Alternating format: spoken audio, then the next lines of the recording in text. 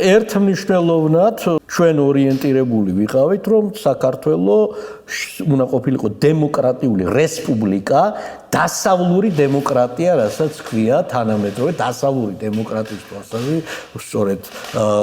დასავლური დემოკრატიის ყაიდაზე, რა თქმა უნდა. ეს აბსოლუტურად ყველა შეთანხმებული ვიყავით, ჩვენი ასე რომ ვთქვათ,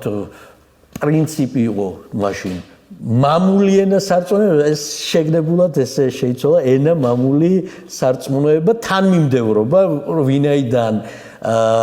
ამას თავისი ზემოქმედება ქონა ამ აღმავალ თანმიმდევრობას მოკლე სიტყვიდან უფრო გრძელი სიტყვისგან, ანუ ეს რომ ჩვენი ესე რომ ვთქვათ ისტორიული ღირებულებებით, ჩვენი ქრისტიანული პრინციპებით და ქრისტიანული წამსით უნდა შეგექმნათ ნამდვილად ჭეშმარიტ თანამედროვე ტიპის დემოკრატიული სახელმწიფო დამოუკიდებელი, იმიტომ რომ იყო თქვათ პარალელურად ხა 1000-ნაირი აზრები დადიოდა რომ ხა ჩვენ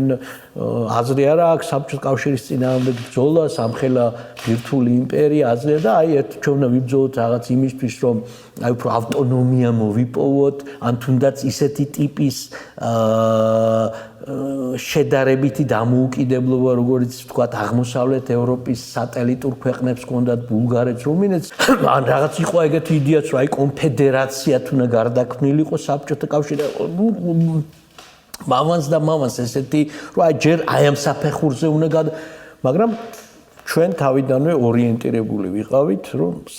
ჩვენ უნდა გვებრძოლა ერთადერთი მიზნისთვის, ეს არის სრული დამოუკიდებლობის მოპოვება, რა თქმა უნდა, აი ეს იყო ჩვენი მიზანი და